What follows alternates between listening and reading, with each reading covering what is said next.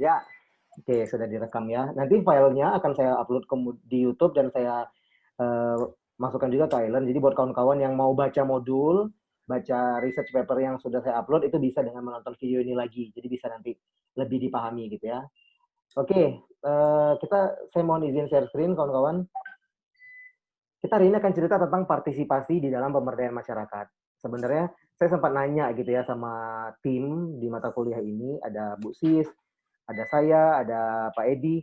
Saya bertanya kenapa sih partisipasi pun sampai harus dibahas, bukannya partisipasi itu hal yang tidak bisa dipisahkan ya dari pemberdayaan. Benar nggak gitu? Benar nggak pertanyaan saya kayak gitu? Benar, Pak.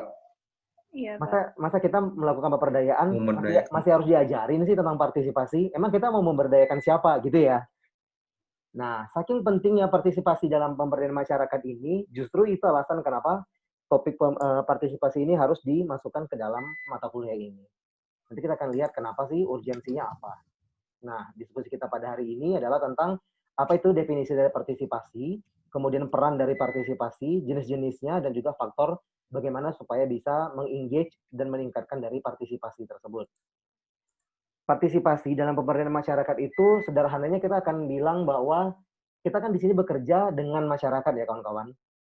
Kalau kita bekerja dengan masyarakat, maka yang kerja tidak hanya kita sebagai tim penggerak. Begitu ya. Artinya mereka, sasaran kita, masyarakat, yang akan kita berdayakan tentu harus terlibat aktif di dalam proses pemberdayaan tersebut. Mulai dari perancangan, pengambilan keputusan, action gitu ya, eksekusi, implementasi, bahkan evaluasi pun seharusnya masyarakat tersebut sebagai sasaran juga harus berpartisipasi aktif. Kenapa? Karena mereka atau masyarakat tersebut adalah orang yang terlibat untuk menikmati hasil dari pembangunan serta dalam evaluasi pada pelaksanaan program itu sendiri.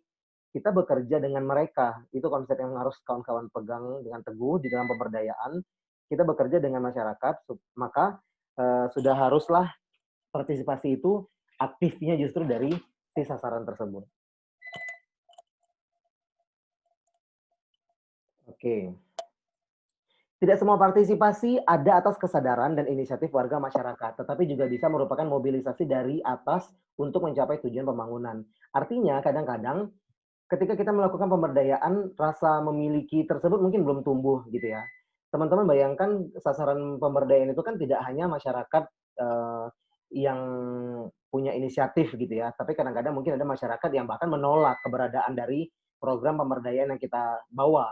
Nah, bagaimana caranya supaya mereka bisa berpartisipasi aktif? Maka kadangkala selain itu karena mereka punya kesadaran dan inisiatif sendiri, kadangkala kita juga perlu melakukan upaya persuasif atau bahkan represif. Jadi kalau misalnya teman-teman pahami selama ini kebijakan adalah suatu instrumen untuk meningkatkan keterlibatan masyarakat dengan cara represif, no, kadang-kadang di dalam pemberdayaan pun karena kita bicara dari segi kesehatan masyarakat ya, ada kebijakan, ada pemberdayaan. Pemberdayaan pun juga bisa menjadi suatu instrumen untuk bisa meningkatkan keterlibatan atau partisipasi dengan cara represif. Tapi tentu kita harapannya adalah dengan persuasif ya kawan-kawan. Saya sepertinya pernah bilang di kelas kalian bahwa pernah nggak saya cerita tentang kenapa kita harus menganggap bahwa ketika masyarakat tersebut kita undang ke sebuah event gratis, anggaplah seminar gitu ya. Ada seminar, kita mengadakan seminar gratis, kemudian kita undang masyarakat untuk hadir di seminar kita, terus kita mengeluh ketika mereka nggak datang. Udah gratis, nggak ngeluarin apapun, masih aja nggak mau datang. Pernah nggak kalian kepikiran seperti itu? Pernah, Pak. Udah digratisin, masih aja nggak datang gitu ya. Nah, teman-teman harus pahami bahwa yang disebut partisipasi itu tidak hanya dalam bentuk material saja. Ketika mereka datang ke acara kita, mereka mungkin yang pekerja harian jadi nggak digaji dong hari itu. Mereka yang harus mengerjakan sesuatu yang lain di saat itu terpaksa tidak mengerjakan pekerjaannya dong di saat itu karena untuk hadir di acara kita. Nah, bentuk partisipasi itu bisa banyak banget macam-macamnya. Jadi teman-teman harus pahami bahwa mungkin bentuknya tidak harus selalu materi, tetapi juga bisa bentuk-bentuk lainnya.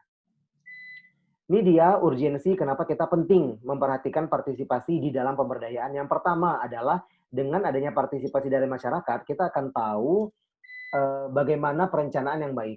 Dari mana kita tahu? Kita bisa mengumpulkan informasi. Kita ya kalau misalnya teman-teman sudah dapat apa namanya siklusnya yang ada di apa kalau lawan yang semacam kepaniteraan PBL ya, PBL ya, PBL. Kalau teman-teman tahu bahwa kita harus melakukan analisis situasi. Ada yang sudah tahu analisis situasi itu apa?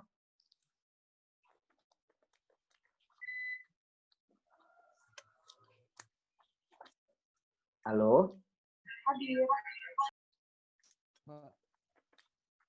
Saya akan pantau salah satunya. Masih bersama saya semuanya? Iya.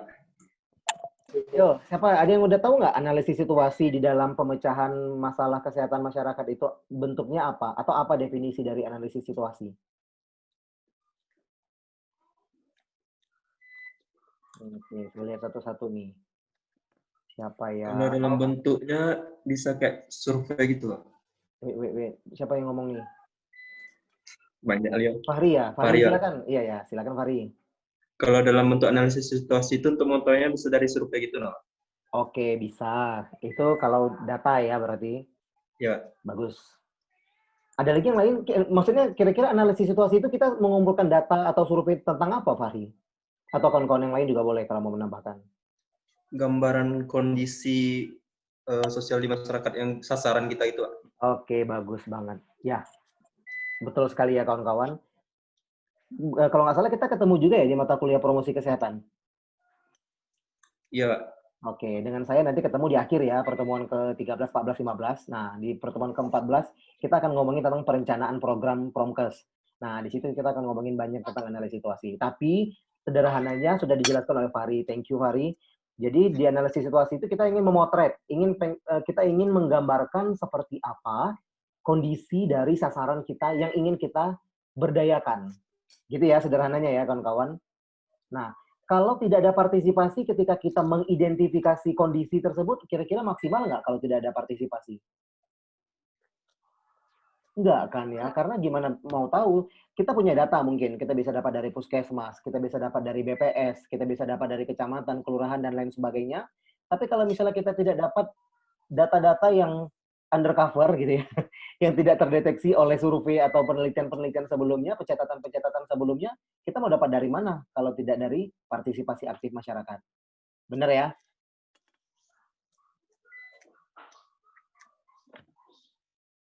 Oke, itu yang pertama. Kemudian yang kedua adalah dengan adanya partisipasi, masyarakat akan lebih mempercayai proyek atau program pembangunan jika merasa dilibatkan dalam proses persiapan dan perencanaannya, karena mereka akan lebih mengetahui seluk-beluk proyek tersebut dan akan mempunyai rasa memiliki terhadap proyek tersebut. Oke, artinya dengan kita sejak awal melibatkan partisipasi masyarakat yang menjadi sasaran dari pemberdayaan, maka akan tumbuh sense of belonging gitu ya, rasa memiliki. Pernah nggak kalian berpartisipasi di sebuah event, kepanitiaan lah anggap, tapi kalian sebenarnya nggak benar-benar merasa memiliki dengan acara tersebut, kira-kira kerjaan kalian seperti apa? Setengah-setengah, Pak. Nggak maksimal, Pak. Asal jadi ya, asal selesai ya. Lepas utangnya, Pak. Lepas hutang. Benar banget. Sama kayak misalnya kalau di rumah, misalnya nyapu asal nyapu, bersih nggak bersih bodo amat, yang penting sudah disapu, gitu nggak? Nyuci piring, udah dicuci, pokoknya mau bersih nggak bodo amat. Nah, itu kalau orang tidak punya rasa memiliki. Nah, sama halnya dengan ketika kita melakukan pemberdayaan, kalau kita tidak membangun rasa memiliki dari sasaran tersebut, yang inisiasinya adalah dengan partisipasi, maka mereka akan sulit bisa berpartisipasi lebih lanjut dengan program tersebut. Dan yang terakhir, manfaat dari atau urgensi dari partisipasi tersebut adalah merupakan demokrasi bila masyarakat dilibatkan dalam pembangunan masyarakat. Ya, ini pasti ya, kawan-kawan. Kita di sini bukan bekerja untuk mereka, kita bekerja dengan mereka, maka seyogianya haruslah masyarakat yang menjadi sasaran yang berperan aktif di sini. Kita fungsinya lebih sebagai penggerak, fasilitator, gitu ya. Oke, sampai sini boleh kawan-kawan kalau ada yang mau bertanya atau berdiskusi tentang urgensi dari partisipasi, boleh juga kawan-kawan menambahkan kenapa partisipasi tersebut harus ada di dalam pemberdayaan.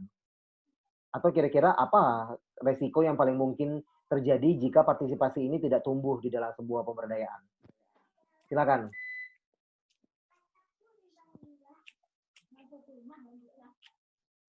Selamat siang, Rahul.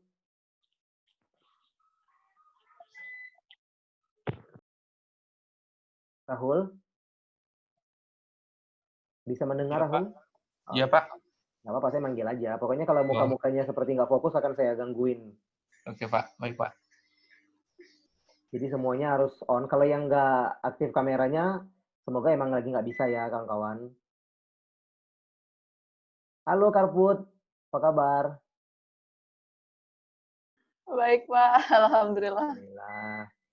Oke, dah semuanya bagus. Oke, ayo dong ngomong. Enak aja saya ngomong sendirian. Ayo, kira-kira ada nggak yang mau kalian tambahkan? Tadi ada 3 ya, urgensi, pentingnya adanya partisipasi dalam pemberdayaan. Pertama, supaya kita bisa melakukan analisis situasi yang lebih baik. Yang kedua, kita supaya membangun sense of belonging. Dan yang ketiga, supaya wujud demokrasi. Karena kita bekerja dengan mereka, bukan bekerja untuk mereka. Nah, kira-kira ada nggak yang lain yang mau kawan-kawan tambahkan? Pentingnya partisipasi. Atau justru mungkin dampak atau risiko yang terjadi jika kita tidak membangun partisipasi dari masyarakat tersebut. Yori, halo Yori Aprila. Hey, lagi ngapain? Nulis, Pak. Oh, nulis. Saya Di kira lagi bawah. ngaduk rendang tadi. Oke, ada yang mau nambahin kawan-kawan? Nggak ada ya? Kalau nggak ada lanjut ya. Boleh saya lanjut? Boleh, Pak. Boleh. Diki Kurnia lagi di mana nih? Di samping rumah, Pak. Ngapain? Di dalam rumah nggak ada jaringan, Pak. Oh gitu. Oke, sip. Saya kira kamu sambil bercocok tanam, rajin banget gitu ya, multitasking banget. Oke, izin ya, saya lanjut ya kawan-kawan. Nah, ini ada beberapa jenis-jenis partisipasi. Dari mana kita lihat? Yang pertama bisa dari tahapannya, kemudian dari bentuknya, dan juga dari jenisnya itu sendiri. Kita akan lihat dulu dari tahapan. Nah, ini kawan-kawan harus ingat bahwa ketika kita membangun partisipasi di dalam pemberdayaan, itu kita lihat mereka itu berpartisipasinya sejauh mana di dalam tahapan-tahapan ini. Yaitu tahapan perencanaan, tahapan pelaksanaan, tahapan menikmati hasil. Ini maksudnya mereka sudah merasakan sendiri ya manfaat dari pemberdayaan tersebut, dan yang terakhir adalah tahap evaluasi. Di dalam setiap rangkaian tahapan ini ada yang namanya monitoring. Jadi pernah ada seorang mahasiswa bertanya, Pak, monitoring itu apa sih bedanya monitoring dengan evaluasi? Nah, ini sneak peek untuk mata kuliah Promkes sebetulnya ya. Apa sih bedanya monitoring dengan evaluasi? Bedanya ya di situ, evaluasi mostly dilakukan di akhir. Atau bisa juga formatif gitu ya. Kita misalnya punya beberapa step, kita ukur setiap step itu evaluasi formatif namanya. Tapi kalau kita ukur di akhir semuanya, itu namanya evaluasi sumatif. Gitu ya. Nah, kalau monitoring itu dilakukan di semuanya, Bun. Jangan sedih. Di tahapan perencanaan kita monitoring. Di pelaksanaan kita monitoring. Di menikmati hasil kita monitoring. Mereka merasa ada manfaat nggak dengan pemberdayaan ini? Dan di evaluasi pun juga harus kita monitoring. Jadi sepanjang proses itu ada kegiatan monitoring. Nah, ini di dalam tahapan-tahapan, ini tahapan sederhana ya, kita belum membreakdown nih. Perencanaan ini kita bagi lagi, ada analisis situasi, ada penetapan penyebab masalah. Perlu kan kita mengidentifikasi penyebab masalah? Kan analisis situasi yang tadi disampaikan oleh Fahri, kita mencari tahu gambaran kondisi dari sasaran kita saat ini gitu ya. Biasanya ketika kita memotret kondisi saat ini, itu kan cuma yang tampak ya, Bun ya. Nah, kita nggak tahu kenapa bisa begitu, kenapa bisa begini. Nah, supaya bisa tahu kenapa bisa begini begitu, itulah namanya identifikasi penyebab masalah. Nah, tahapan perencanaan ini aja ada banyak banget kegiatannya. Di setiap kegiatan tersebut, kita harapkan ada partisipasi. Gitu ya. Artinya ini nggak saya breakdown di sini, tapi teman-teman harus pahami bahwa ini mungkin cuman garis besar tahapan-tahapan saja, tetapi sebenarnya di balik 4 tahapan ini ada banyak banget aktivitasnya. Dan di setiap aktivitas tersebut harus ada partisipasi dari masyarakat tersebut. Tahapan perencanaan ditandai dengan keterlibatan masyarakat dalam kegiatan-kegiatan yang merencanakan program pembangunan yang akan dilaksanakan di desa serta menyusun rencana kerjanya. Nah ini. Dan ini juga penting saya sampaikan kepada kawan-kawan, ketika kita melakukan tahap perencanaan, kawan-kawan harus ingat selain kita mengidentifikasi apa masalahnya, kita juga harus mengetahui apa sumber daya yang dimiliki oleh sasaran tersebut. Setuju nggak? Setuju, Pak. Setuju, Pak. Ya Allah, lemes banget, Bun. Udah sarapan? Udah makan siang belum? Belum, Pak. Ya Belum Allah, masak, Pak. Fahri. Belum masak ya, Ibu ya? Oke, di tahap perencanaan ini, di dalam analisis situasi tadi, selain kita menggambarkan kira-kira apa saja masalah, itu namanya need assessment ya umumnya. Teman-teman boleh googling setelah ini, apa itu need assessment di dalam perencanaan program. Nah, selain kita melakukan identifikasi masalah, kita juga perlu menggali potensi sumber daya yang ada di sasaran tersebut. Inilah yang akan menjadi input ketika kita melakukan perencanaan program. Oh, dia punya tokoh agama yang disegani. Oh, dia punya saudagar kaya yang dermawan. Oh, dia punya bidan desa begini banyak. Nah, itu sumber daya yang juga kita identifikasi di dalam tahap perencanaan. Maka sudah jelas ya, kalau tidak ada keterlibatan, tidak ada partisipasi, maka tahap perencanaan ini akan pincang gitu ya kawan-kawan. Tidak banyak informasi yang bisa kita kembangkan untuk sampai ke tahap selanjutnya. Oke? Kemudian di tahap pelaksanaan, ini adalah wujud nyata partisipasi pada tahap ini dapat digolongkan menjadi 3, yaitu partisipasi dalam membentuk sumbangan pemikiran, bentuk sumbangan materi, bentuk keterlibatan sebagai anggota proyek. Makanya nih, kalau di tempat tinggal saya, kawan-kawan, kalau misalnya ada orang nggak bisa gotong royong, mereka harus bayar 20.000 atau 30.000 gitu. Mungkin teman-teman yang lain lagi gitu ya. Mungkin kalau misalnya nggak bisa ikut gotong royong, harus nyumbang apa gitu, makanan kayak atau lain sebagainya. Boleh.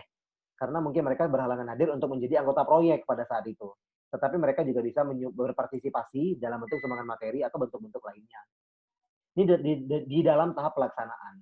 Yang berikutnya tahap menikmati hasil tadi dapat dijadikan indikator keberhasilan partisipasi masyarakat pada tahap perencanaan dan pelaksanaan proyek. Semakin besar manfaat proyek dirasakan, berarti proyek tersebut berhasil mengenai sasaran. Pernah nggak bikin mungkin di sini ada beberapa, ada Karput, ada Aji, ada Nora, ada Ani, ada Adit ya. Kita melakukan pengabdian masyarakat kawan-kawan. Itu juga salah satu bentuk pemberdayaan ya. Kita melakukan pemberdayaan di sekolah dasar ke kelas 6, ke siswa kelas 6 memberikan sex education. Jadi kita pengen mereka berdaya, nggak mau lagi dibodoh-bodohi, nggak mau lagi menjadi sasaran untuk kekerasan, pelecehan ataupun penyimpangan seksual gitu ya. Ternyata dari hasil yang kita dapatkan, ternyata pemberdayaan kita tuh nggak benar-benar berhasil gitu ya. Ada yang nggak ngisi pre-test, post-test lah gitu ya. Dan pun yang ngisi pun ternyata ngisinya asal-asalan. Pokoknya banyak lah dugaan-dugaan saya dan tim. Ya Ji ya, Aji ada di sini.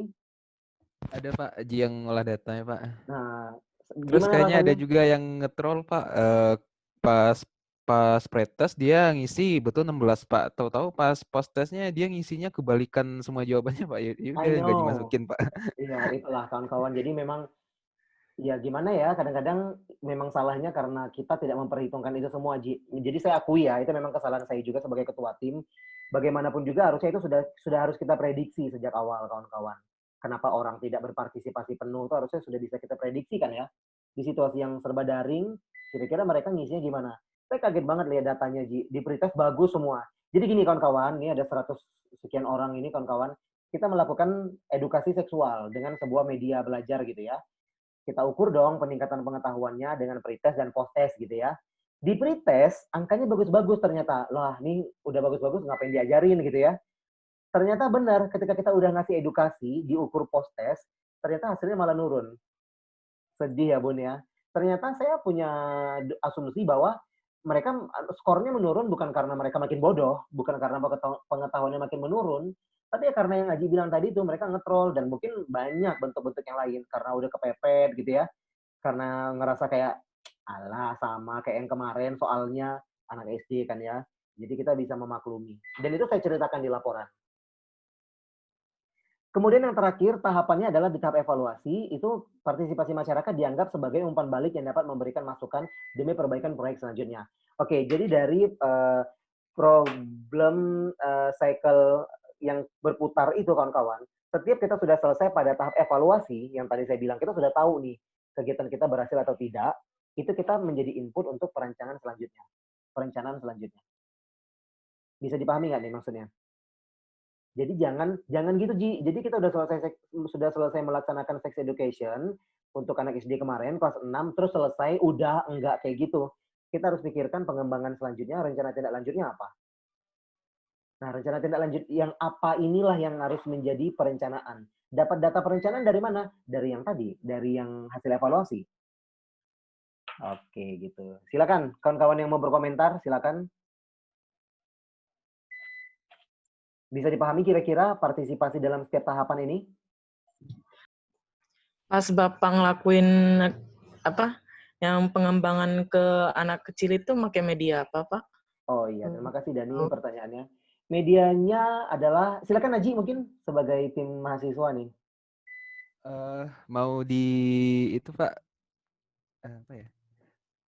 Mau diajarin Share nggak? screen Pak. Nggak usah, cerita aja. Oh, jadi gini, izin Pak menjelaskan. Jadi Oke. kami memakai media kartu bergambar. Jadi kartu itu satu seri itu ada 28. Jadi di tiap-tiap kartu itu kita ada 6 kategori, mulai dari eh, bagaimana bentuk tubuh sampai ke bagaimana sikap saat menerima ancaman atau mungkin apa ya, berinteraksi dengan orang yang tidak dikenal. Jadi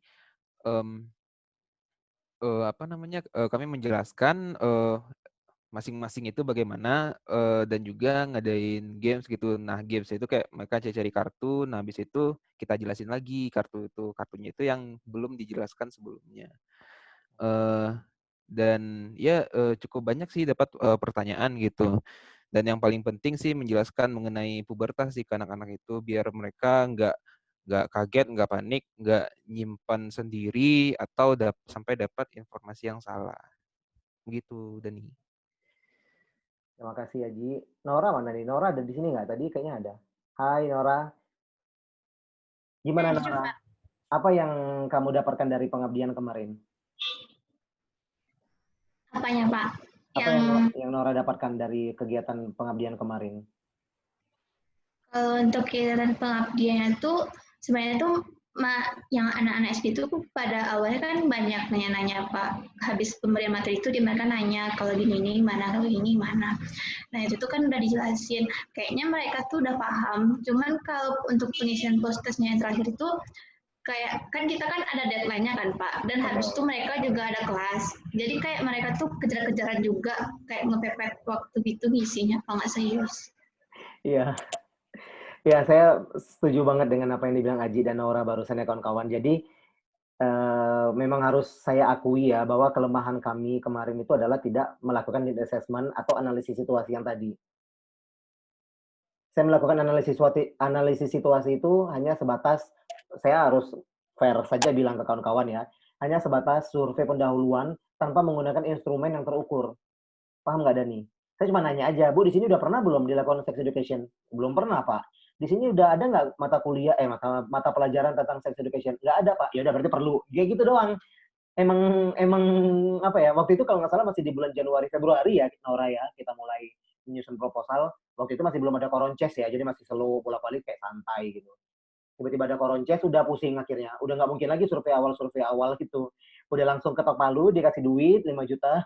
Ya udah, laksanain deh gitu. Nangis nggak tuh?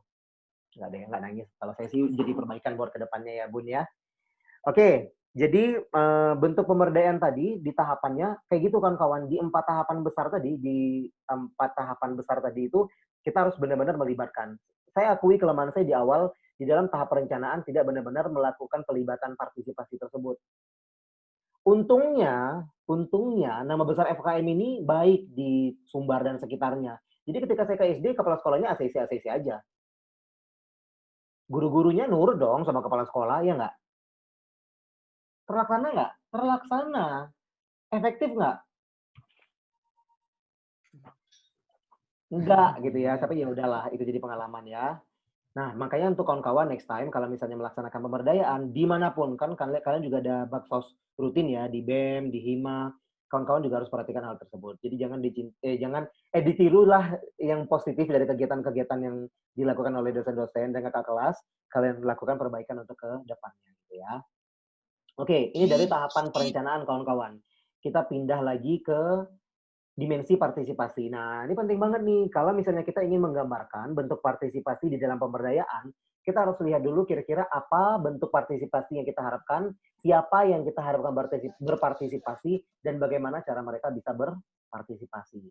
Kita lihat ya. Nah, di sini yang pertama adalah apa tahap pengambilan keputusan, mulai dari tahap pengambilan keputusan, tahap pelaksanaan, tahap pemanfaatan hasil tadi, dan juga tahap evaluasi. Siapa? Bisa siapa saja yang terlibat di sana, bisa pemerintah, tokoh masyarakat, anggota masyarakat itu sendiri, ataupun petugas asing. Nah, ini minggu depan kita akan bicara tentang NGO, jadi kita akan banyak membahas tentang petugas asing ini.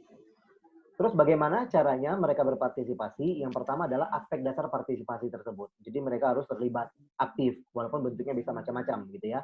Kemudian bentuk partisipasinya, lingkungan partisipasi, dan akibat yang ditimbulkan. Setiap kali kita melakukan pelibatan partisipasi, kawan-kawan harus tekankan bahwa ini semua harus dipetakan. Bisa dipahami ya maksud istilahnya ya. Semuanya harus dipetakan kira-kira untuk setiap tahapan, anggaplah kita bicara yang word-nya ini, dalam setiap tahapan kira-kira apa yang harus bentuk partisipasi apa yang kita harapkan dari sasaran. Tapi jangan tidak terukur, ngerti nggak maksudnya? Harus terukur. Mereka harus misalnya di dalam pengambilan keputusan, mereka harus mengisi kuesioner atau survei yang Fahri bilang tadi sebelum tanggal 10 Oktober misalnya. Mereka setidaknya 75% dari masyarakat mengisi survei tersebut. Itu harus kita tetapkan bentuk partisipasinya. Bisa dipahami ya?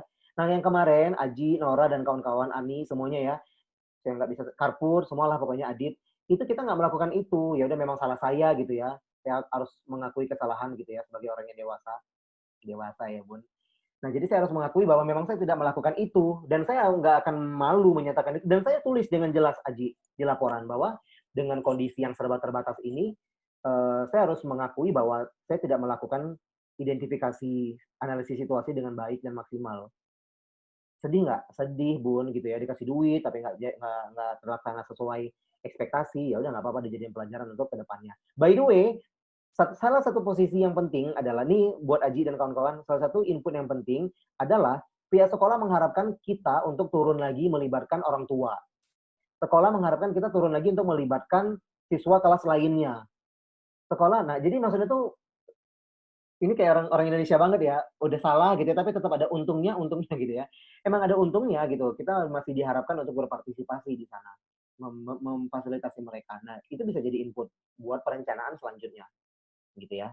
Begitupun dengan siapa yang terlibat. Nah, di berbagai macam kegiatan pemberdayaan tersebut, kita sebetulnya sudah bisa memetakan kawan-kawan. Kita mengharapkan dari tokoh agama apa, kita mengharapkan dari tokoh masyarakat apa, dan selain sebagainya. Contoh paling sederhana, saya udah pernah nanya nggak di kelas kalian, di Indonesia cakupan imunisasi yang paling rendah ada di mana? Aceh, Pak. Oh, udah pernah ya saya bilangnya. Atau siapa yang jawab nih barusan? Yori, Pak. Oh iya, Yori. Udah pernah saya ceritain ya Yori di kelas ya? Waktu semester 1 rasanya ada, Pak. Oh iya, benar. Kemudian, kenapa ya kira-kira kawan-kawan, kok bisa di Aceh ternyata rendah banget cakupan imunisasinya?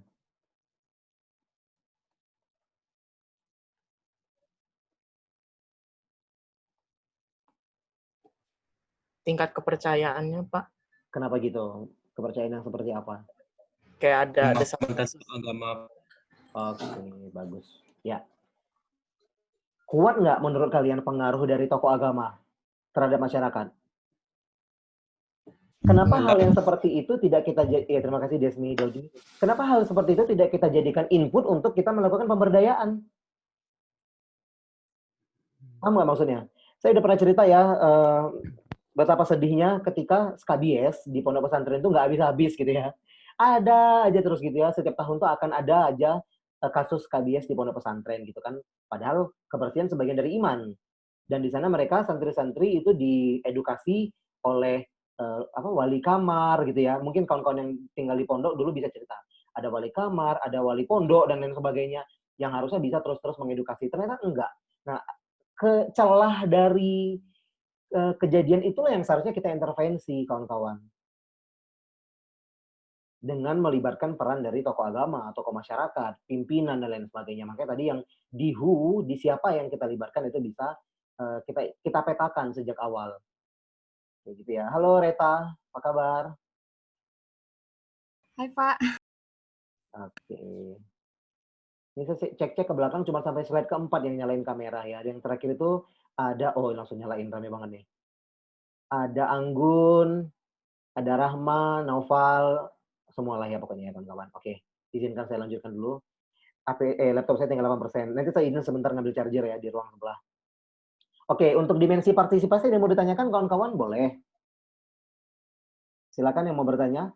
Kira-kira ada Maaf Pak, Toma itu apa ya Pak? tokoh masyarakat. Oh, tokoh masyarakat. Oh, gitu Iya, Pak. iya, mohon Baik, maaf makasih, ya. Pak. Tokoh masyarakat ya kawan-kawan. Kalau saya ketik toga, tokoh agama ya, bukan tanaman obat keluarga ya. Karena saya tes gitu ya. Ada toma, toga, saya lebih suka menulis seperti itu. Kadang-kala saya nulis puskesmas jadi PKM. Udahlah, pokoknya sama-sama paham, udah cukup gitu ya. Itulah esensi dari komunikasi. Siapa dosen komunikasi kesehatan kalian semester 1? Pak Denas Pak sama Bu Risti ya. Kristi. iya, Oke, iya Bu kalau Risti, yang Pak. tahun ini saya yang ngajar kebetulan, alhamdulillah. Jadi adik-adik kelas kalian tuh ketemu sama saya di komunikasi kesehatan. Oke, ada lagi yang mau nanya tentang pelibatan partisipasi di sini? Silakan kalian kumpulkan pertanyaan sebentar ya, saya mau ngambil charger bentar ya. Maaf ya kawan-kawan.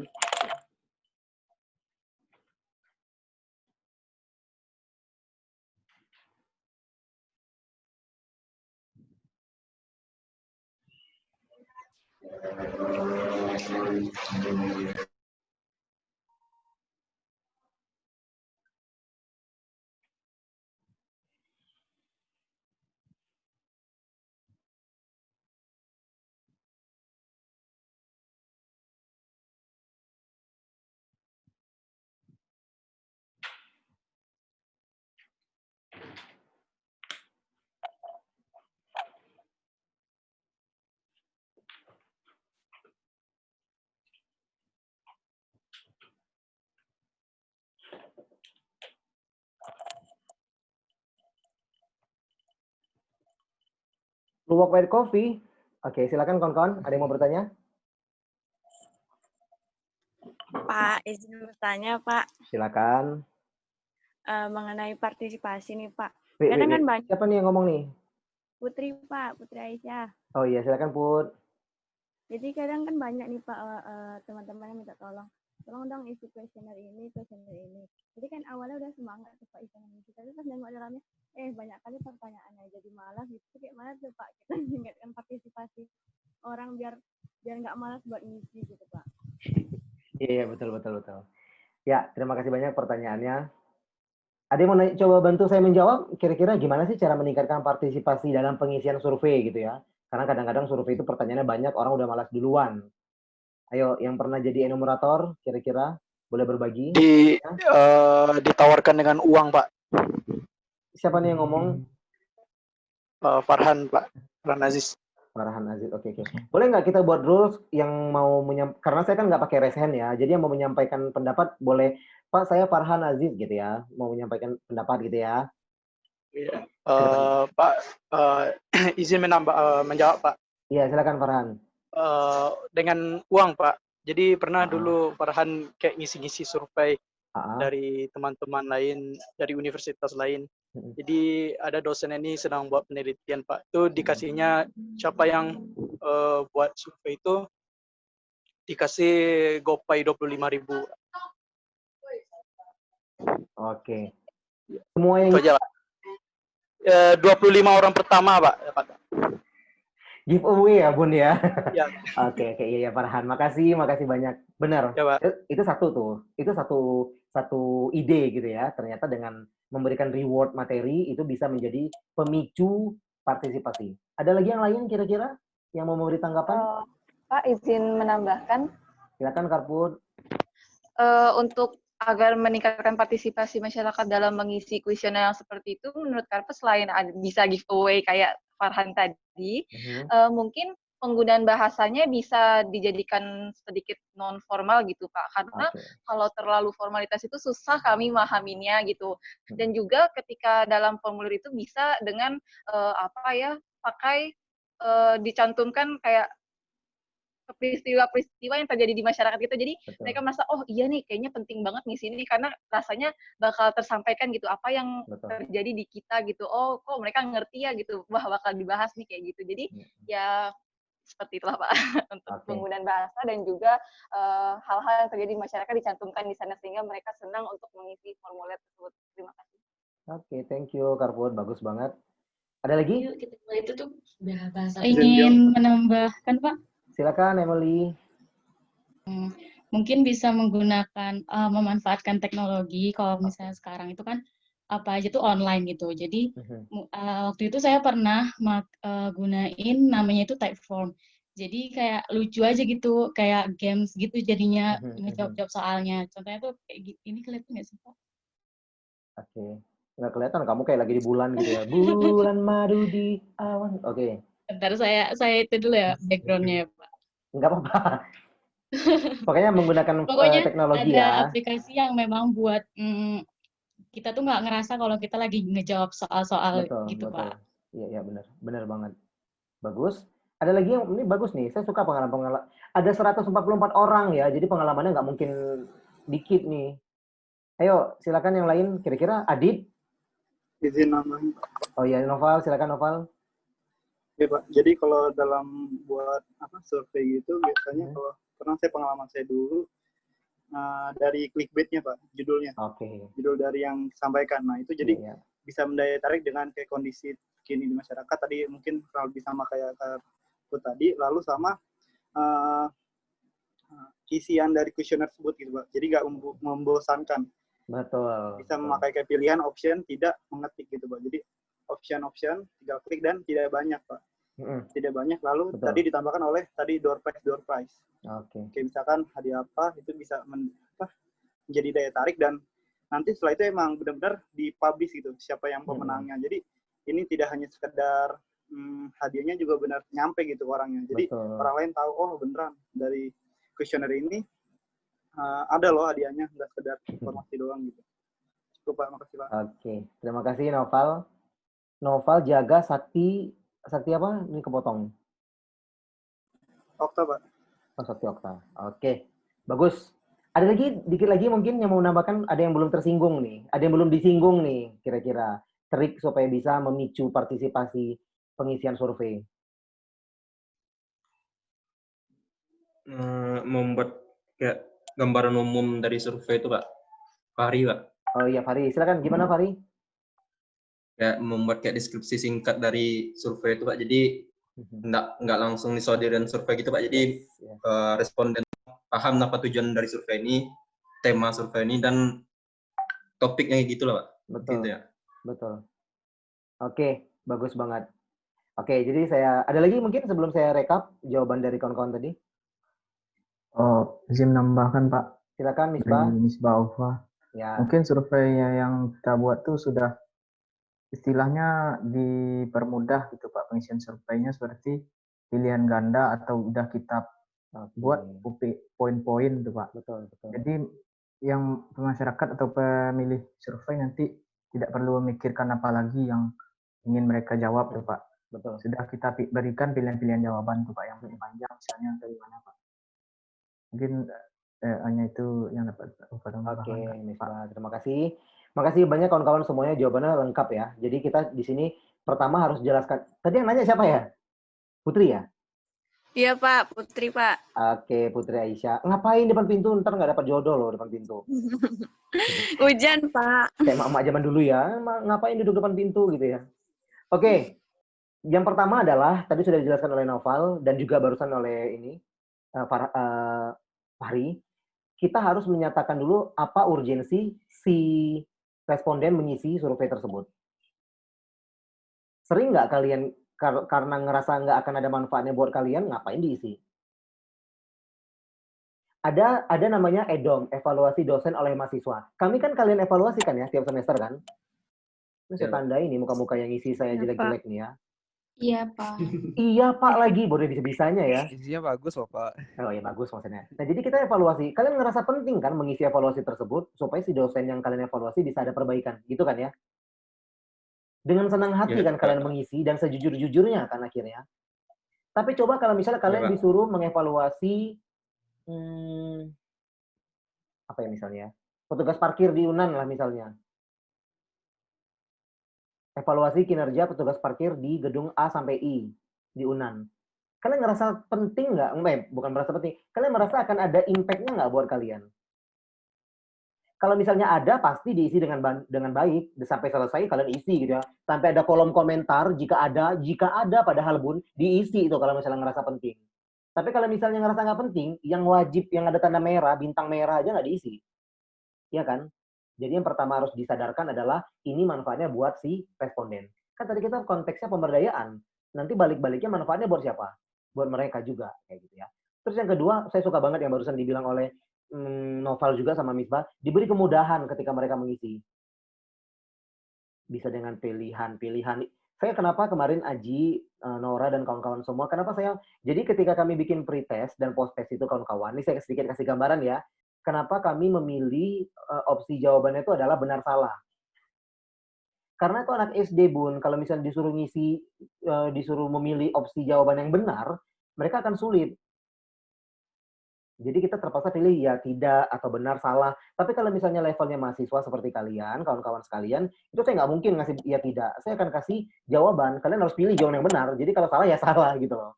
Ketika jawabannya benar berarti pengetahuan kalian bagus. Ketika jawabannya salah berarti pengetahuan kalian kurang bagus. Kan gitu ya.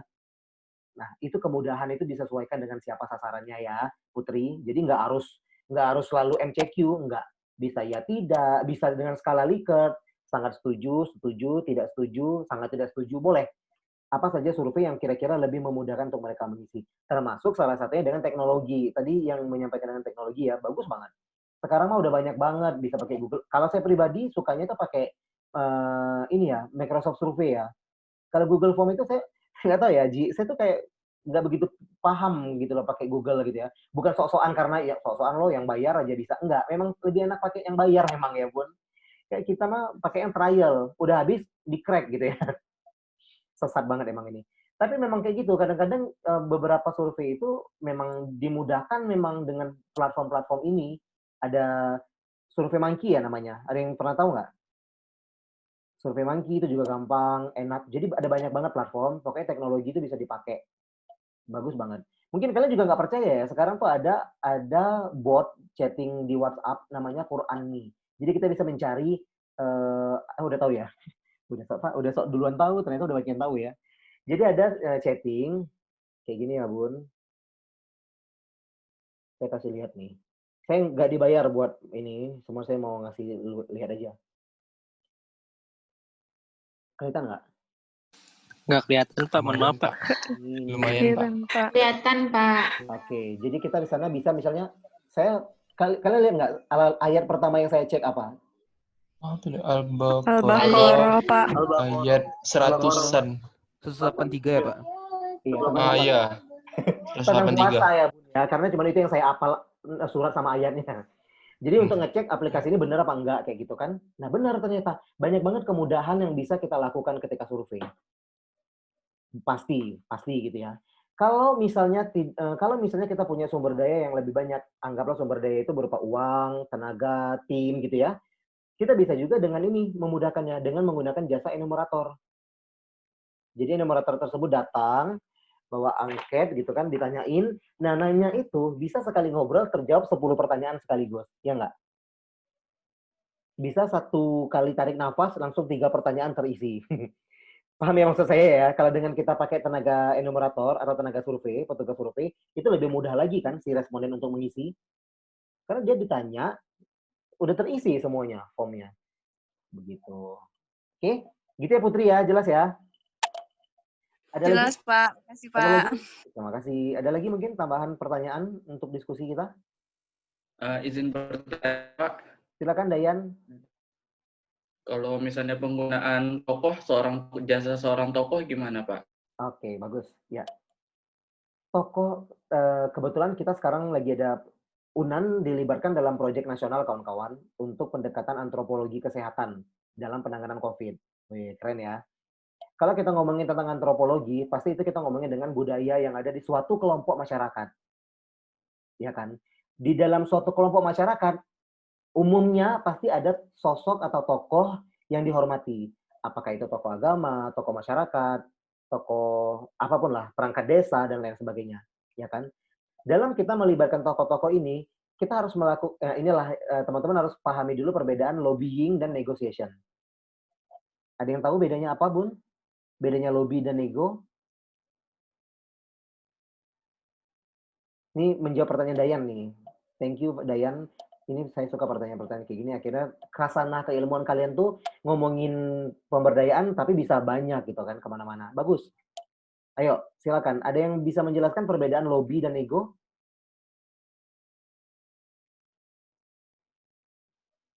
Izin menjawab Pak. Oke. Mohon koreksi juga Pak, misal ada salah Pak. Silakan Haji. Kalau dari pengetahuan Haji, untuk lobby itu lebih ke advokasinya Pak, sedangkan untuk tawar menawar, untuk nego itu lebih ke tawar menawar untuk mencari titik temu Pak. Jadi untuk mencari yang win-win solution Pak. Yes, apakah benar Pak? Sedikit koreksi aja mungkin ya. Jadi lobby ataupun nego itu adalah salah satu metode komunikasi di dalam advokasi, Ji. Jadi dua-duanya merupakan teknik komunikasi di dalam advokasi. Gitu ya. Nah ini nih, harusnya tentang advokasi itu disampaikan di komunikasi kesehatan. Sebentar, saya bisa nggak menampilkan? Oh bisa. Saya mau lihatin ke kalian ya. Saya ngajar 4 mata kuliah semester ini. Kelihatan nggak nih? Kelihatan Pak. Saya buka ya, ini saya nggak bohong nih. Nah, di komunikasi kesehatan tuh saya ngajar tentang apa? Advokasi. Masih Pak. Ya, Ada nggak kalian kemarin di semester 1 di komunikasi kesehatan belajar advokasi? Nggak ada, Pak. Enggak kayak Pak. Karena nggak ada, saya juga bisa memaklumi kalau kawan-kawan nggak paham tentang advokasi gitu loh. Padahal itu adalah kurikulum nasional, Bun. Jangan sedih. Artinya semua Kesmas harus mendapatkan advokasi di dalam mata kuliah komunikasi kesehatan. Udah ya, nggak usah banyak-banyak drama ya. Ini udah sore. Pokoknya ide itu. Jadi ya Ji, yang perlu dipahami dan kawan-kawan sekalian bahwa lobby ataupun nego itu adalah teknik dari advokasi. Bedanya apa? Langsung saya jawab aja ya. Bedanya ini, Dayan. Kalau di lobby itu kita sasaran yang kita approach itu belum tentu punya kepentingan dari tujuan kita. Tapi ketika kalau negosiasi itu kita punya power ataupun kepentingan yang kurang lebih sama. Baik itu bisa dua arah ya, Dayan dan kawan-kawan, bisa yang negatif ataupun positif. Jangan dipikir ketika kita approach seseorang itu karena dia akan mendukung. No, Bun, jangan sedih. Ada beberapa kelompok oposisi justru yang harus kita approach. Iya nggak? Iya nggak? Nganggu-nganggu aja, bilang iya aja susah banget ya kalian. Iya Pak. Iya Pak. Kota sama pemerintah. Oke, ya. Jadi memang bagus Dayan. Jadi Dayan bisa pahami ya, ketika kita melakukan pendekatan terhadap tokoh itu kita harus tahu dulu kapasitas mereka itu sebagai apa. Apakah sebagai orang yang akan mendukung atau justru sebagai kelompok oposisi. Ya, oke itu bisa. Ya Om mencet Om. Saya nggak tahu Om dong. Tadi ada yang bagian start. Nggak di-mute ya Bun. Tetap aja kita dengerin aja. Oke.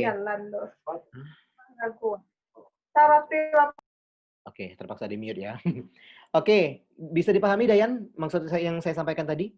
Kita pertama harus tahu dulu, harus kita identifikasi dulu kira-kira mereka itu sebagai kelompok oposisi atau kelompok yang akan mensukseskan atau menjadi mitra dari tujuan kita. Nah, kemudian barulah yang tadi, tergantung dari sasaran kita ini kira-kira model kayak apa. Kalian jangan bayangin ya ketika kita approach wali kota itu pakai PowerPoint. Jangan sedih, Bun. Nggak ada waktu buat buka laptop. Ngerti maksud saya? Kita nggak punya waktu untuk buka laptop. Sedangkan kita punya waktu cuma 5 menit, harus mencapai pesan yang ingin kita, yang kita ingin wali kota setujui misalnya. Tentu metodenya nggak bisa sama dengan kita approach ke dinas kesehatan gitu ya, dengan puskesmas dan lain sebagainya, ya nggak? Jadi bentuk-bentuknya itu akan sangat macam-macam sekali. Saya udah alhamdulillahirobbilalamin, saya itu udah coba berbagai macam situasi ya, mulai dari yang cuma dikasih waktu ngomong sambil jalan, mulai dari yang dikasih ngomong sampai harus presentasi, saya nggak nyiapin apa-apa, disuruh presentasi. Pernah nggak kalian kayak gitu? Nggak nyiapin, lo nggak minta kemarin presentasi, tau-tau disuruh presentasi. Ya udahlah gitu kan, akhirnya dengan simsalabim PPT yang serba putih itu jadi juga dalam waktu 5 menit gitu ya. Bisa gitu loh. Semua harus dengan seni. Kesmas itu ilmu dan seni kan? Masih ingat nggak di semester 1? Kesehatan masyarakat adalah ilmu dan seninya nggak bisa loh, nggak punya seni. Jadi jiwa seninya harus diasah nih dari sekarang. Oke. Nantikan ya yang project antropologi tadi tentang COVID-19. Saya excited banget karena dari UNAN tuh kita nih yang dari FKM UNAN yang dilibatkan. Senang banget rasanya pokoknya dengan project itu. Oke, lanjut. Ada lagi yang mau diskusi untuk bentuk ya, bentuk dari partisipasi. Salma, Mangga Salma. Apa, Pak? Oh iya, enggak, saya kira kamu lagi ngapain lihat ke bawah. Baru ngecas tadi, Pak, ngambil charger kabel laptop, Pak. Bisa loh ya pakai alasan gue. Oke. Beneran? Iya, bercanda. Oke. Ya, kita lanjut ya. Tadi dimensi partisipasi. Nah, yang perlu kalian gambarkan. Jadi ini sebenarnya saya ngomong kayak lagi bercanda-bercanda gitu ya, tapi kawan-kawan harus ingat next time ketika kalian PBL, saya kalau jadi pembimbing akan tanya ini. Nah, ketika kalian PBL, saya mungkin jadi pembimbing udah. Sekarang saya belum gitu ya. Masih remah-remah kuaci gitu kan, sarok-sarok kuaci. Nggak akan disuruh jadi pembimbing. Next time ketika kalian PBL, saya yang jadi pembimbing, saya akan tanya ini. Jadi kalian harus bisa memapping kira-kira bentuk partisipasi dalam melakukan pemberdayaan nanti kira-kira apa-apa saja di dalam setiap bentuk ataupun tahapannya gitu ya. Jadi pos-posin nanya Bun sebelum nanti pas PBL gitu ya. Dan KKN kan? Kalian ada KKN kan? Iya, Pak. Ada Pak. Di UNAN ada KKN. Saya dulu kuliah S1 nggak ada KKN, jangan sedih. Jadi saya nggak punya kegebetan dari jurusan lain. Saya nggak punya gebetan dari jurusan lain, saya punya gebetan dari dunia lain. Genderuwo gitu ya. Oke, lanjut. Jenis-jenis partisipasi. Nah, ini menurut Nadri, tahun 86, dan sampai hari ini bukunya masih banyak banget ditulis dengan penulis-penulis masa kini, dengan bahasanya yang lebih sederhana. Kita akan lihat, apa sih sebenarnya jenis partisipasi yang bisa kita approach, kita tingkatkan. Yang pertama adalah mau menerima, bersikap menyetujui hasil-hasil pembangunan. Nomor 1 aja, ini udah tantangan. Ya nggak, Bun?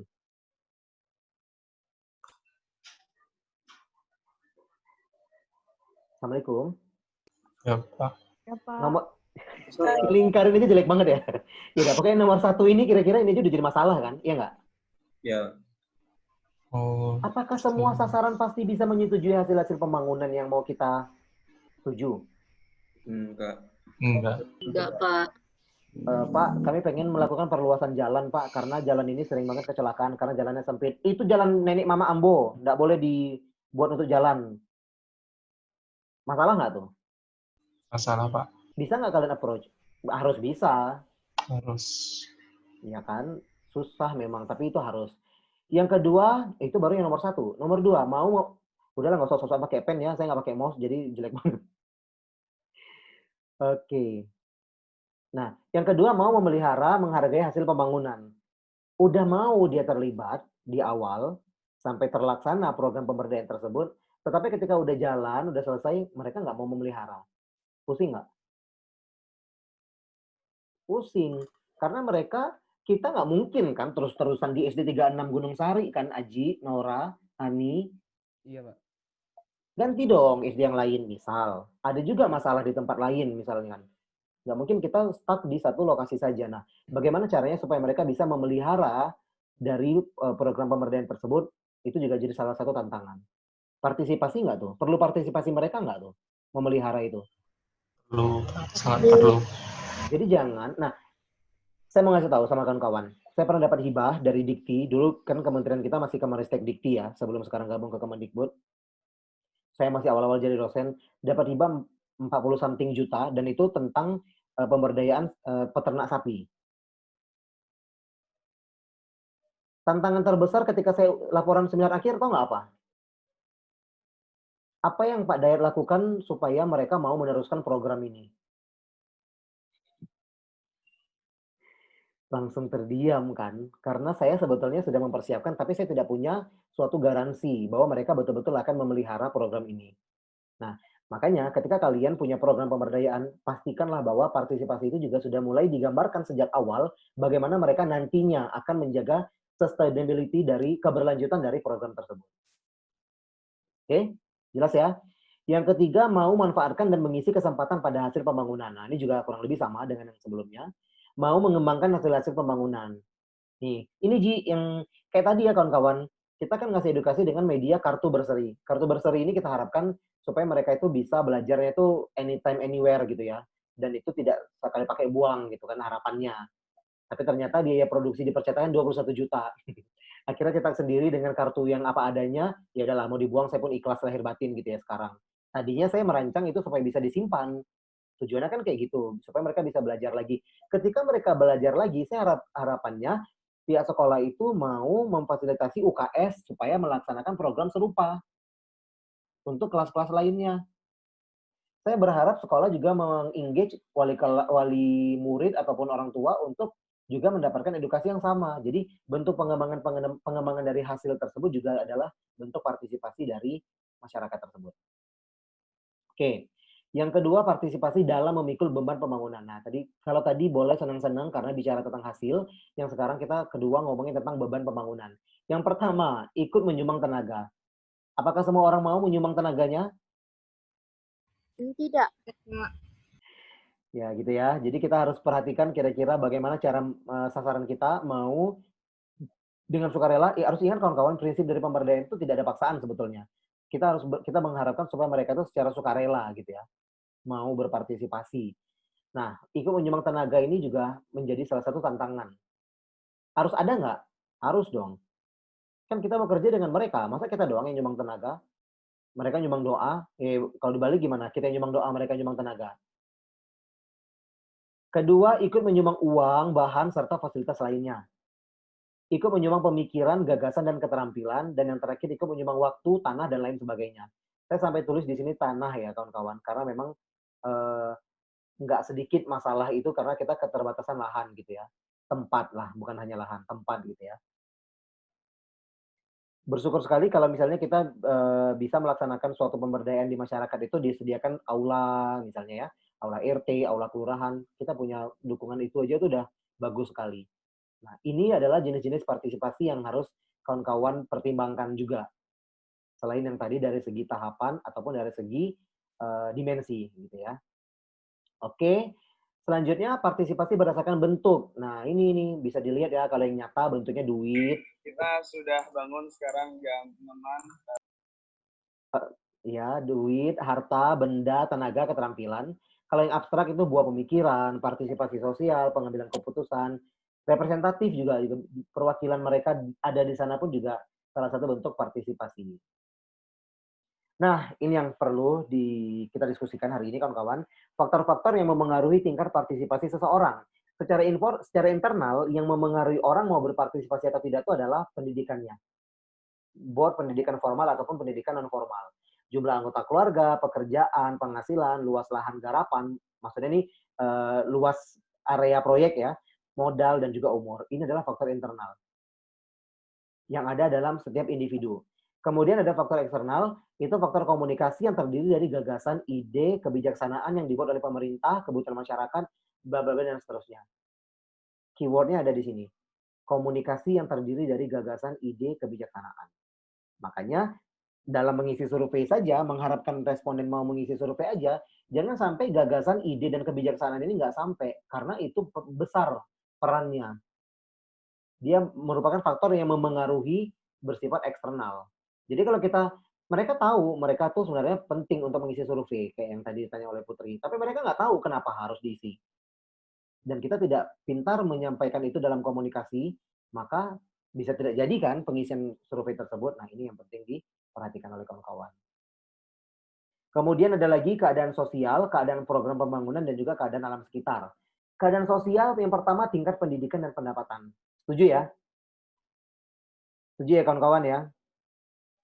Kalau misalnya pekerja yang dibayar harian itu, mereka kan sulit ya untuk melepaskan pekerjaan hariannya untuk berpartisipasi dalam kegiatan kita misalkan. Mereka nggak datang kerja, demi datang ke acara kita, bisa nggak makan 1 hari keluarganya. Nah, itu juga merupakan faktor yang memengaruhi keadaan sosial. Yang pertama adalah tingkat pendidikan dan pendapatan. Kebutuhan dan kebiasaan. Nah, ini juga penting banget. Jadi kayak di tempat tinggal saya itu kan kita pakai petugas kebersihan ya kawan-kawan, yang ngambil sampah dan sebagainya itu 100.000 1 bulan, jangan sedih. Saya sih agak mahal ya menurut saya 100.000 1 bulan buat sampah. implikasinya adalah tidak banyak orang mau ikut gotong royong nih. Dijadwalkan sesekali gotong royong gitu kan. Nggak semua orang mau ikut gotong royong karena ngerasa sudah ngeluarin duit lumayan besar untuk kebersihan, kebiasaan, kebutuhan, dan lain sebagainya. Dan yang terakhir, dalam keadaan sosial, faktornya adalah kedudukan dalam sistem sosial. Nah, ini nih. Biasanya kalau yang nggak datang itu rakyat-rakyat jelata kayak kita, oh digibahin dari ujung sampai ujung komplek gitu ya. Tapi coba kalau yang nggak datang itu bapak-bapak pejabat yang kebetulan tinggal dekat sekitar rumah kita, ada nggak yang gibahin? Nggak ada. Dimaklumin gitu ya. Nggak apa-apa, dia orang sibuk. Ya nggak? Curhat ya. Karena kadang-kadang yang kayak kita yang rakyat jelata ini dari pagi sampai sore gitu ya, sampai bergaris nih di lengan baju gitu ya. Sebelah sini hitam gitu ya, yin and yang gitu ya. Ini hitam, sebelah sini lumayan putih gitu kan, gara-gara seharian dijemur. Nggak apa-apa kalau kita mah. Kalau mereka nggak datang, waduh. Kalau kita nggak datang, habis digibahin gitu ya. Kalau mereka nggak datang, boleh-boleh saja. Itu kedudukan dan sistem sosial salah satu faktor penting pula yang mempengaruhi. Makanya tadi di slide sebelumnya, di WHO itu kita sudah harus mapping kawan-kawan. Kira-kira untuk orang yang strata sosialnya tinggi, bentuk partisipasi yang kita harapkan apa? Gitu ya. Sumbang dong Pak, mobil kontainer 1 gitu ya, biar kita ngangkat sampahnya cepat gitu ya. Melunjak loh ya, pakai mobil pickup aja bisa padahal. Oke. Kedua adalah keadaan program dan pembangunan. Merupakan kegiatan yang dirumuskan dan dikendalikan oleh pelaksana. Nah, ini juga penting banget. Kalau misalnya program kita tuh kayak tidak terkendali, tidak terencana, orang pun kadang-kadang bisa yang ngerasa, apa ini program yang nggak jelas. Kita nggak tahu mau ngapain di kegiatan ini misalkan. Nah, partisipasinya akan menurun. Yang terakhir, keadaan alam sekitar yaitu faktor fisik atau keadaan geografis. Ini juga sangat dimaklumi sekali. Misalnya kayak di Natuna, kita mengharapkan masyarakat untuk bisa berpartisipasi aktif di Posyandu itu harus jemput bola, kawan-kawan. Nggak bisa mengharapkan partisipasi aktif lagi. Tapi kita harus memaklumi dengan kondisi geografis, ya kita yang bergerak gitu ya. Sampai sini ada yang mau bertanya? Sudah selesai nih slide-nya. Silakan kawan-kawan yang mau berdiskusi. Saya senang sekali ketika ada yang mau berdiskusi ya kawan-kawan, karena saya mengadakan Zoom ini tujuannya adalah supaya kita ada interaksi gitu kan ya. Jadi kalau misalnya cuma di island, kawan-kawan kan cuma baca hango-hango bingung gitu kan ya. Tapi kalau di sini tanyalah apa aja. Zodiak saya Aquarius, makanan kesukaan sate. Pak, izin bertanya. Silakan. Siapa? Ada terdengar suara Kartika, Pak. Oh, Kak Put. Ya, silakan Put. Izin bertanya Pak mengenai ada di slide bagian jenis-jenis partisipasi. Kan itu cukup kompleks ya, kata Bapak juga dari poin 1 pun sudah bermasalah seperti itu. Nah, kan alhamdulillah kan Bapak mungkin bukan mungkin lagi ya, memang sudah banyak berkecimpung di bagian penyuluhan dan lain sebagainya seperti itu. Kira-kira apa yang sudah Bapak berikan gitu, dan itu sangat-sangat berhasil gitu Pak, dan bahkan sampai sekarang 4 poin ini bisa terlaksana dengan baik dari hasil pengembangan atau penyuluhan yang sudah Bapak lakukan seperti itu. Mungkin kan bisa dibagikan kepada kami karena kami pun juga belajar gitu Pak. Terima kasih banyak Pak. Terima kasih kembali Karput dan kawan-kawan. Ya, saya suka banget pertanyaan ini. Mungkin sebelumnya saya mohon maaf kalau mungkin terkesan saya kayak tahu segalanya, enggak ya kawan-kawan. Saya juga masih belajar sama kayak kawan-kawan. Umur kalian rata-rata berapa? 19. 19, Pak. 19. Beda-beda setahun. Aji 17. 19, Pak. Aji 17 sisanya kali Aji ya. Pak. Oke. Ya, jadi saya mau cerita, saya punya beberapa setting ya kawan-kawan, beberapa lokasi pelaksanaan pemberdayaan. Yang saya ingat sampai hari ini tuh saya pernah pemberdayaan tuh ke ibu-ibu hamil, karena waktu di lokasi tersebut banyak ibu-ibu hamil yang tidak melakukan antenatal care, prenatal care dengan baik. Jadi cakupan K1 dan K4 itu rendah banget di situ. Apa efeknya? Ibu kekurangan zat besi. Apa efeknya lagi? Anaknya bisa kenapa-napa ketika persalinan gitu ya. Mengengage ibu hamil yang hidup dengan tradisinya selama ini, nggak boleh makan A, nggak boleh makan B gitu ya selama hamil. Padahal sebetulnya makanan yang dilarang itu justru diperlukan oleh mereka. Sulit nggak? Oke. Sulit. Itu yang pertama ya, contoh lokasinya. Yang kedua, saya pernah juga pemberdayaan skabies ya di pondok pesantren.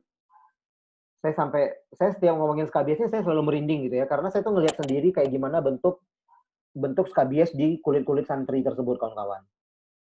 Kayak garis, ngerti nggak kalian? Kalian tahu skabies kan?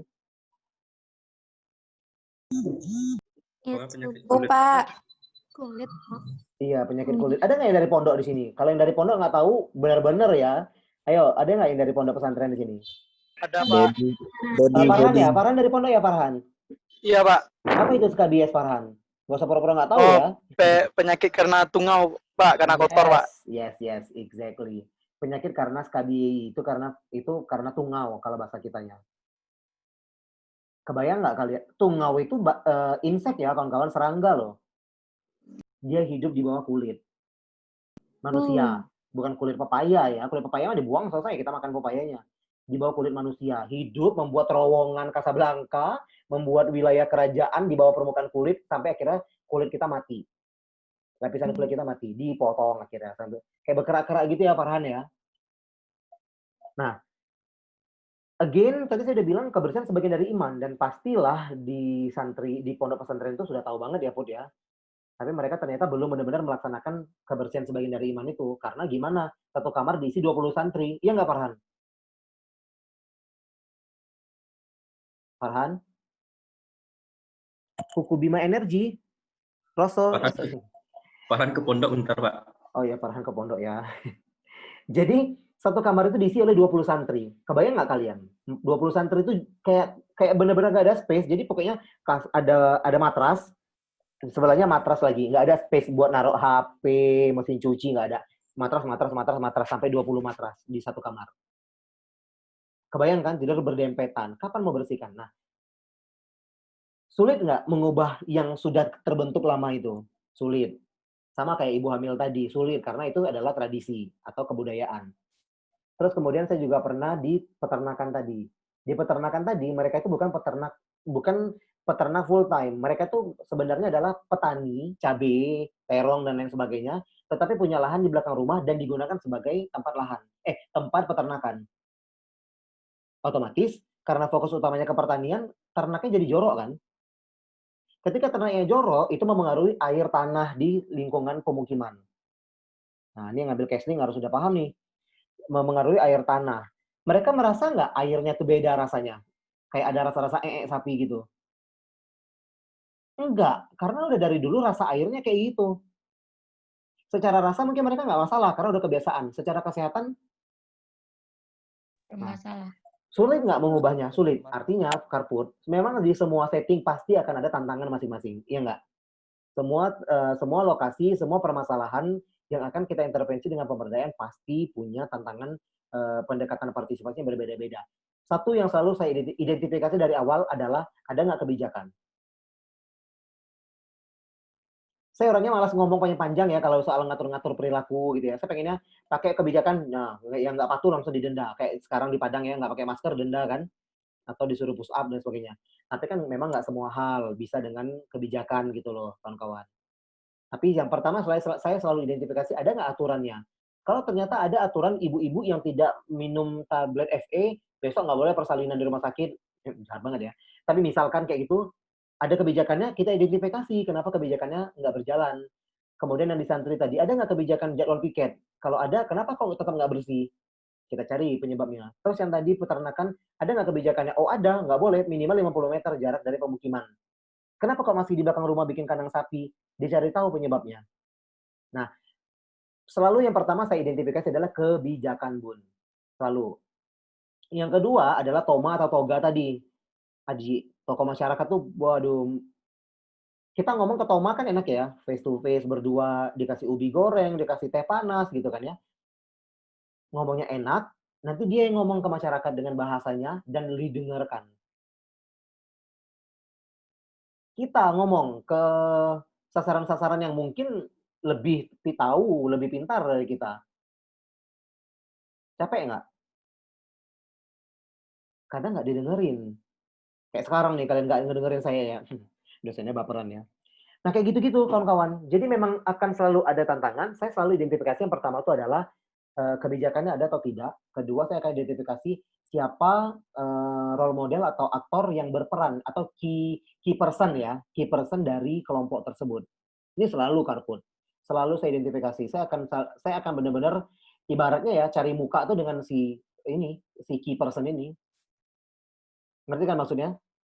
Jadi kalau misalnya saya biasanya cuma pakai baju biasa-biasa, kalau untuk ketemu sama itu saya pakai baju berumbai-rumbai sampai ke tanah gitu ya. Pokoknya saya harus tampil spesial supaya si key person ini bisa berada di genggaman saya. Paham ya maksudnya? Bukan dia saya kendaliin gitu ya. Emang saya pelakor? Enggak ya. Maksudnya dia harus bisa setuju dengan apa yang mau saya kerjakan. Tujuan apa yang ingin kita capai. Nah, selebihnya baru kita lihat karakteristik dari si masyarakatnya itu, kelompoknya itu. Sorry ya, saya nggak harus selalu menyebut masyarakat, tapi komunitas ya. Kita udah sepakat ya dulu, kita menyebutnya komunitas. Tergantung bagaimana karakteristik dari komunitas yang kita berdayakan tersebut. Kadangkala mereka itu punya semacam defense dulu ya. Pernah nggak kalian kayak mau ngasih tahu ke orang, belum apa-apa aja udah defense duluan dia? Ada, kayak gitu. Masyarakat lebih luar biasa lagi. Jaga jarak ya. Oh, nggak mau. Saya nggak bisa dipisahin sama teman-teman. Kayak gitu kan. Sulit nggak? Sulit banget. Nah, tapi harus cari tahu karakteristiknya kayak apa. Lain lu buat, lain ikannya kan. Kayak gitu ya, kawan-kawan. Bijak banget ya, pakai peribahasa gitu ya. Iya, Pak. Oke, Karput udah jelas kira-kira singkat ya. Baik, Pak. Terima kasih. Berarti harus pandai. Mungkin kalau dari Bapak, biar worth it gitu, suatu penyuluhan dan pengabdian itu bisa lihat dari kebijakannya dulu ya, Pak. Mungkin Betul biar banget. Saya boleh nggak ya share ke kalian sedikit ya tentang, nggak usah deh. Kita kan ketemu di Promkas kan nanti.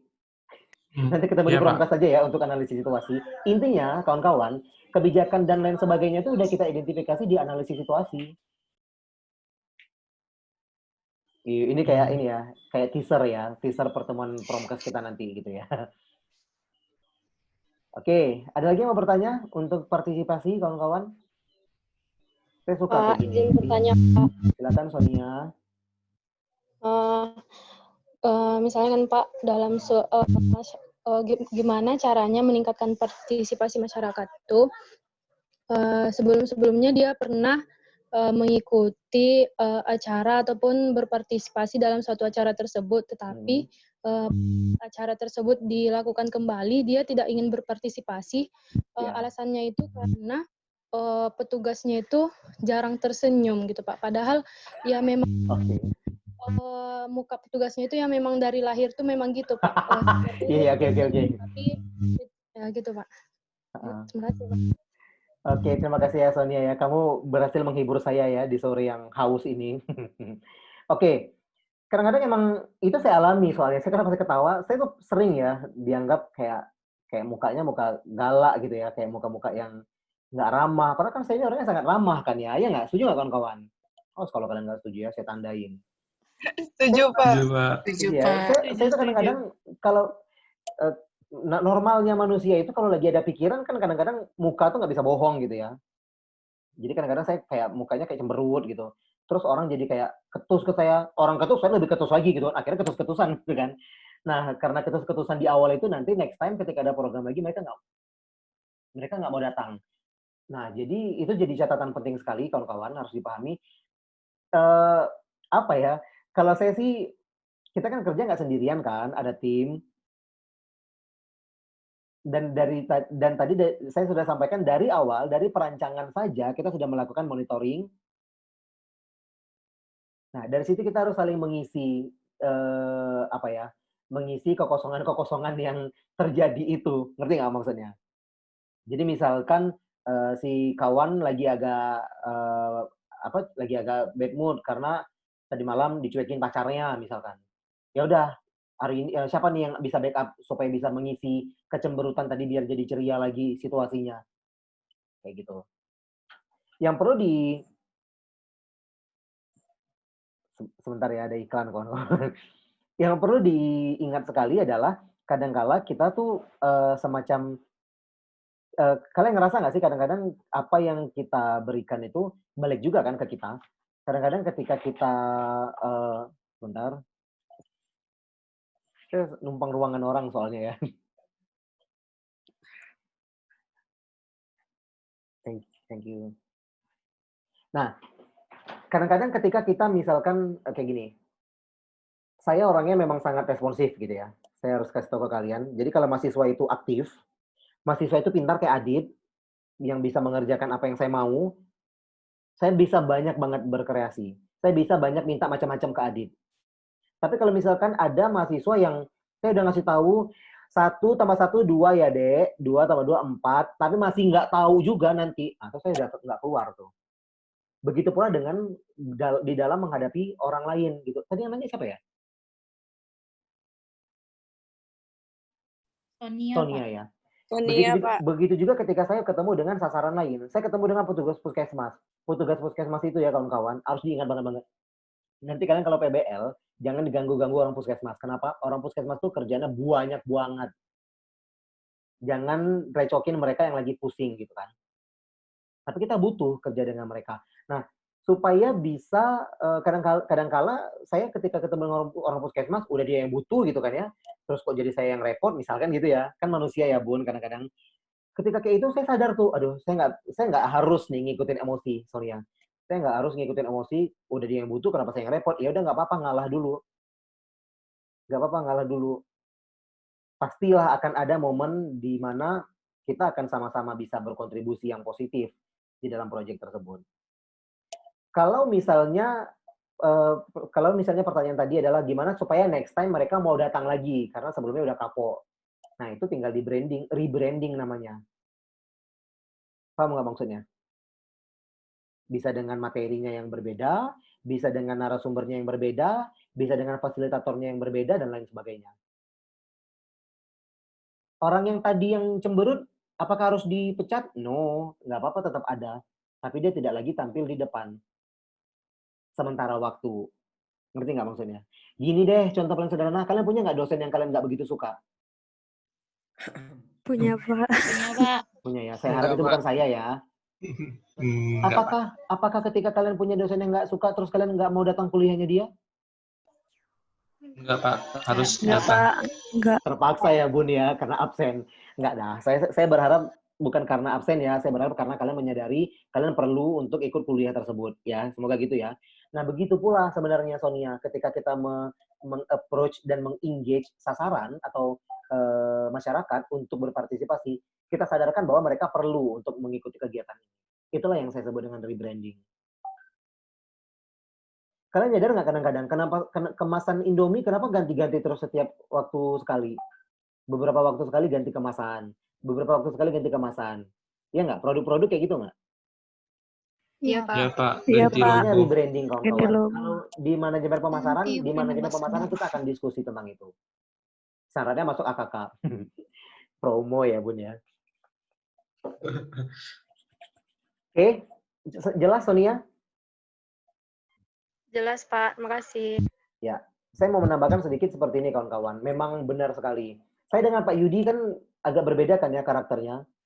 Pak Yudi kan yang kalem, yang suci gitu ya. Saya ini orang yang penuh dosa gitu ya, kotor, berisik gitu kan. Nggak apa-apa. Nggak selamanya yang kotor dan berisik ini tuh nggak penting. Kadang-kadang berguna juga gitu loh. Untuk woro-woro petugas biar masuk ke ruangan perlu saya. Ya nggak? Ya, Pak. Untuk memfasilitasi pengerjaan tugas perlu saya. Ya kan? Perlu nggak Pak Yudi? Perlu banget. Ketika situasi lagi butuh keheningan gitu ya. Jangan suruh Pak Dayan yang tampil gitu kan ya, dipecat nanti.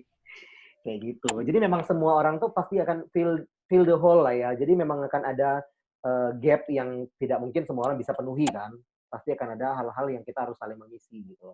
Makanya kayak di kepanitiaan pengabdian masyarakat saya kemarin, saya minta tolong ke Adit, ke Aji, Nora, Ani, Karput, siapa satu lagi? Ayu. Kenapa saya ke masing-masing kawan-kawan ini beda-beda mintanya? Ya karena saya tahu mereka harus berkontribusi yang berbeda-beda. Kayak gitu loh. Apalagi di kepanitiaan. Sekarang kita ada lomba. Kalian tahu kan FK Imunan ngadain lomba? Ada yang tahu nggak di sini? Ada, Pak. IPHC, Pak. Hadiahnya tahu nggak berapa? 2 juta. 2 juta juara Foto sama poster 1 juta hadiahnya. Video 1,5 juta dengan gratis pendaftaran. Nggak ada yang daftar di antara kalian. Kesel nggak? Kesel, bodo amat deh, terserah. Masa ada lomba gratis, hadiahnya gede. Adit nih, kamu jangan ketawa-ketawa, Adit. Kamu harusnya bisa dong ikutan. Kan desain kamu bagus banget. Jadi harusnya ikut gitu loh kawan-kawan. Kan lumayan dapat 1 juta kan ya. Bisa beli saham ya, Adit ya. Bisa buat investasi. Bisa buat ganti HP. Saya tahu HP kalian tuh kameranya buram kan kalau buat story. Ganti HP yang kameranya agak bagusan dikit. Menang dulu dari lomba ini. Nah, ikutlah berpartisipasi. Kadang-kadang karena saya fokusnya kebagi banget ya saat ini. Banyak banget laporan yang harus dikerjakan. Akhir tahun, Bun. Jadi saking banyaknya kerjaan, saya kadang-kadang nggak bisa tuh terus-terusan promote lomba ini. Ya udah yang daftar 10 orang sampai hari ini bodo amat. Siapapun juara 1 saya nggak penting kayak gitu loh. Nah, harapannya kita tuh harus saling berbagi kan. Akhirnya saya melibatkan tim mahasiswa. Tim mahasiswa itu anak-anak hima, ada Febi, ada Arif, ada Ferdi gitu kan. Saya libatkan kayak gitu kawan-kawan. Jadi saling mengisi lah gap yang nggak bisa kita penuhi sendiri gitu. Satu lagi yang paling penting kawan-kawan terkait partisipasi, saya mau mengingatkan kembali bahwa ketika ada event gratisan itu bukan berarti mereka tidak mengeluarkan effort ya kawan-kawan. Itu harus diingat baik-baik karena saya suka terganggu ketika udah gratis kok nggak mau datang. Lo pikir sebegitu pentingnya kegiatan kalian, mereka harus datang walaupun udah digratisin. Nah itu harus diingat baik-baik.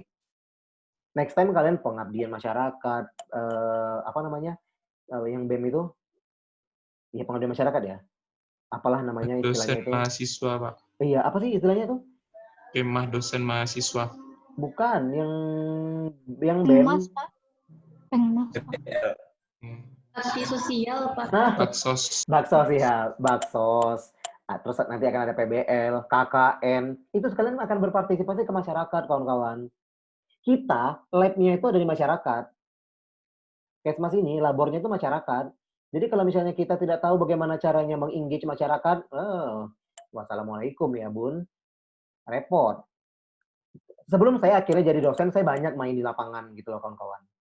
Main layangan, main bola, main casting. Nggak ya, maksudnya saya banyak sekali berinteraksi dengan macam-macam topik kegiatan pemberdayaan. Tantangannya selalu ada aja. Dan satu yang mungkin perlu saya sisipkan juga, kawan-kawan harus ingat bahwa ada yang namanya tuh adjustment. Ketika kita, kayak kemarin Ji, kita merancang mereka mengisi pre-test dan post-test setelah acara. Sebetulnya kalau kita sudah prediksi bahwa mereka nggak akan isi dengan baik setelah selesai acara, kita harusnya bisa melakukan adjustment atau penyesuaian. Caranya gimana? Di sela-sela, misal. Sudah hampir-hampir habis, kita suruh isi dulu. Nah, cuman itu kemarin tuh memang, ya udahlah ya, sudah terbatas pelajaran ya. Pak. Ya, itu contohnya. Saya mau ngasih pemahaman aja ke kawan-kawan. Ayo, satu lagi yang mau bertanya. Silakan. Sudah atau kira-kira sudah tergambar kira-kira dengan partisipasi ini, kawan-kawan?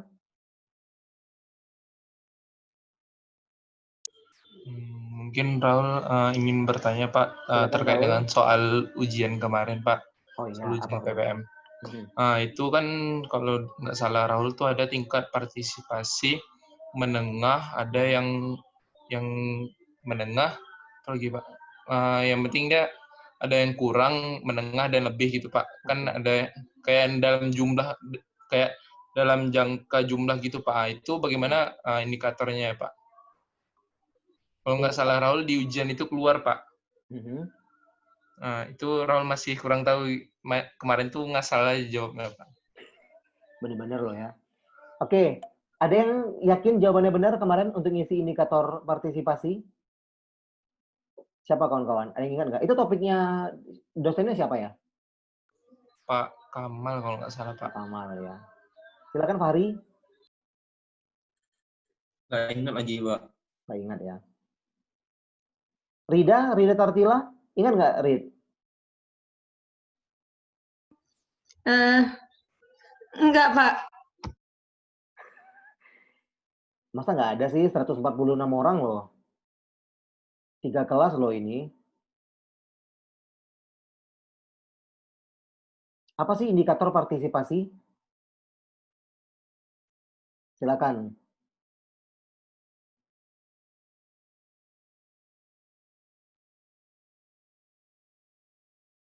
Alfa. Pak, nggak ingat, Pak. Alfa. Ya, Pak. Masih ingat nggak Alfa? Apa sih indikator partisipasi? Nggak ingat, Pak. Ya Allah, jangan bilang nih materi saya hari ini, besok pas UAS udah lupa semua juga nih. Kalian ya. Oke, terima kasih kalau misalnya semua pada lupa. Bagus ya, mahasiswa zaman sekarang keren. Siapa tadi nanya? Rahul. Jadi Rahul, ketika kita menetapkan indikator partisipasi, itu ukurannya tidak harus selalu kuantitatif ya. Yang pertama harus diingat. Kita bisa menetapkan indikator partisipasi itu bisa berupa frekuensi, bisa berupa durasi, bisa berupa macam-macam lah pokoknya, bahkan sampai ke kualitatif. Ya, Pak. Jadi kalau misalnya kamu bertanya, tadi apa tadi indikator ada 3 ya tadi, rendah, sedang, tinggi. Dia ada kalau nggak salah Rahul menengah sama lebih gitu. Antara gitu Pak kalau nggak salah Rahul gitu. Di dalam saat ditanyanya indikator menengah ini apa-apa aja partisipasinya gitu. Oke. Jadi lah pokoknya nanti kalian cari tahu sendiri lah ya. Saya nggak mau mengobok-ngobok materi dari Pak Kamal ya. Ya, Pak. Cuman yang perlu saya sampaikan bahwa ketika kita menetapkan indikator dari sebuah partisipasi, itu tidak sama dengan indikator program gitu ya. Kalau indikator program itu bisa dengan angka. 80% kunjungan ini misalkan. 90% masyarakat mengisi formulir. Nah, itu bisa dengan angka-angka kuantitatif kalau sifatnya program. Tapi kalau sifatnya partisipasi, itu harus di breakdown dulu. Nggak semuanya harus dengan angka-angka saja. Ada juga beberapa hal itu justru kita sangat kualitatif. Misalkan kita bentuk partisipasinya mereka mau menyusun program lanjutan misalkan. Itu partisipasi juga tadi dari yang menikmati hasil dan mengembangkan hasil gitu kan. Katanya apakah dia sifatnya angka? No. Gitu. Ada yang ingat mungkin masa satu pun nggak ada yang ingat ini 100-an orang materi Pak Kamal.